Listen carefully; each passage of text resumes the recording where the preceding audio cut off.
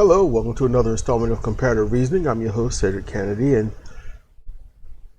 I just got done listening to Boy the Fifth Column about the committee that don't want to check in on what happened January 6, 2021.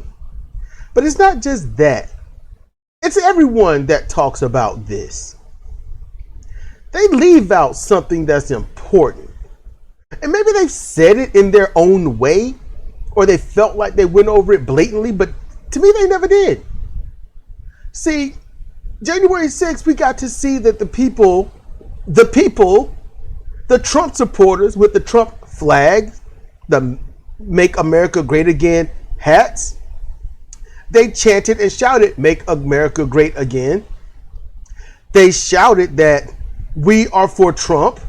That was something they actually shouted. They said in multiple video cameras and whatnot, phones and whatnot, Trump shall never leave. We're doing this for Trump. We love Trump. There's no confusion. You understand? There's no confusion. You didn't see black people gathered there. You didn't see Latin people, Hispanic people, Asian people.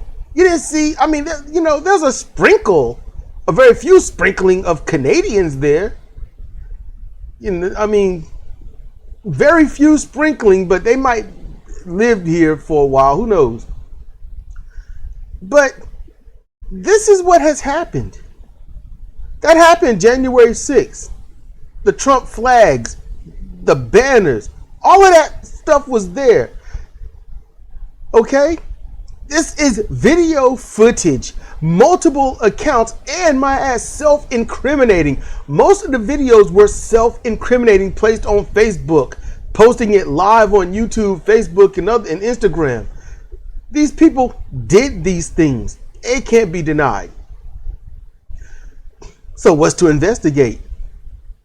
The people there invaded the Capitol, and some, if not half, if not most, were capitulate. They worked with, they conspired with people that was there to hang, murder, kill, shoot, hogtie, capture, and whatnot. These people committed, for all intents and purposes, treason. They committed treason against the country while retaining loyalty to the leader of the country.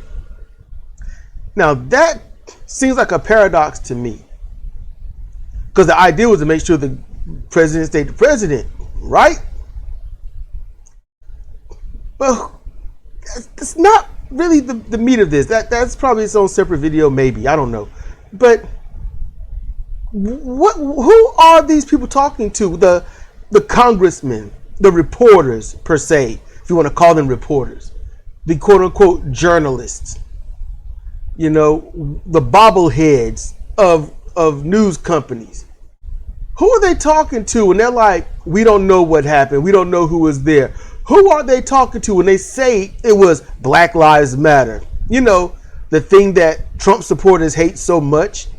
When they say it was the FBI, that thing that does everything it can to hurt everybody and sort of slightly investigate Trump, that Trump hates.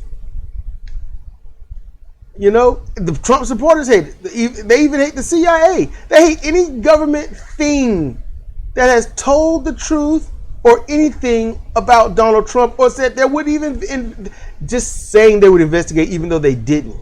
They become hated. So who are all these people talking about?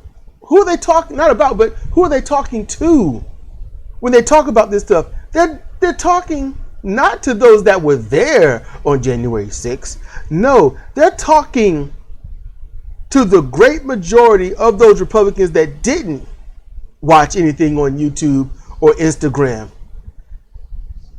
Fox News and other news companies did not cover that. They got footage, but they didn't cover it. They didn't show it and talk about it, because it exposes, oh crap, we were doing all this stuff for Trump, And now these Trump people are invading the Capitol. They are attacking government soil. They are people that are committing treason by way of overriding through violence a democratic process.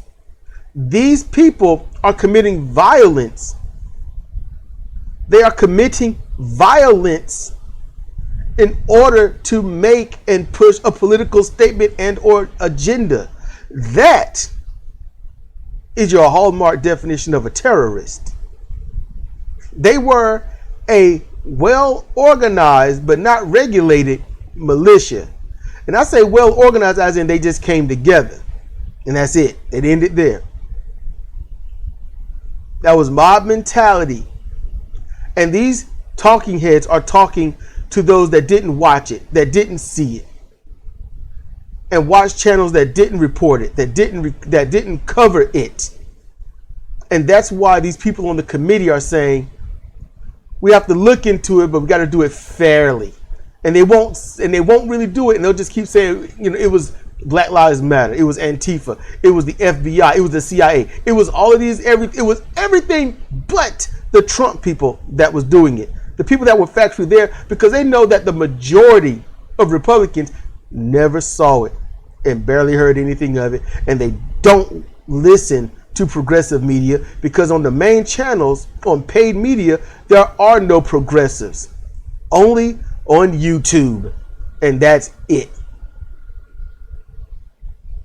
So they get to sit there and spin this stuff how they want because there is no challenge. There's no one on mainstream media that's going to actually bring it to light. And that is why this crap, this high school mess is going to stay prolific all the way across the decades.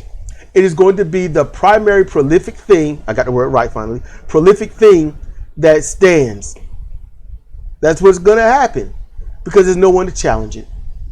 And when you don't have a challenger and you are unchallengeable, that means you got carte blanche. You have free reign to do whatever and say whatever you want. And if anyone challenges you that's not in the tribe of those that don't know, then they get demonized. Because protecting the tribe and the falsehood and stuff is more important than telling the truth and actually doing something for the nation. This has been Sidra Kennedy for Comparative Reasoning. Thank you for listening.